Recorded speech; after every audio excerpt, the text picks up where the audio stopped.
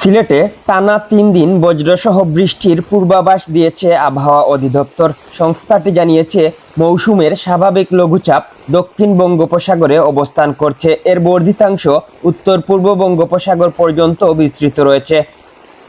এছাড়া উপমহাদেশীয় উচ্চচাপ বলয়ের বর্ধিতাংশ বিহার এবং তৎসংলগ্ন এলাকায় অবস্থান করছে।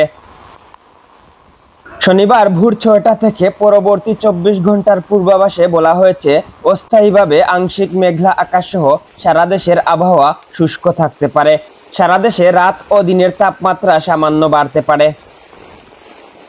রোববার ভোর ৬টা থেকে পরবর্তী ২৪ ঘন্টার পূর্বাভাসে বলা হয়েছে, সিলেট বিভাগের দু-এক জায়গায় বৃষ্টি বা বজ্রসহ বৃষ্টি হতে পারে।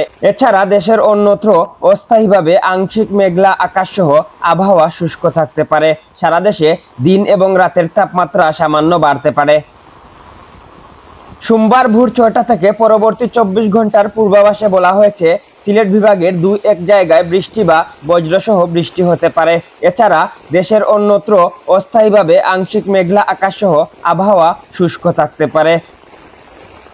বুধবার ভোর ৬টা থেকে পরবর্তী ২৪ ঘন্টার পূর্বাভাসে বলা হয়েছে, সিলেট বিভাগের দু-এক জায়গায় বৃষ্টি বা বজ্রসহ বৃষ্টি হতে পারে।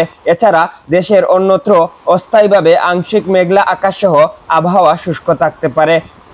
সারা দেশে দিনের তাপমাত্রা প্রায় অপরিবর্তিত থাকতে পারে এবং রাতের তাপমাত্রা ১ থেকে ২ ডিগ্রি সেলসিয়াস কমতে পারে। ডেস্ক রিপোর্ট, আধুনিক কাগজ।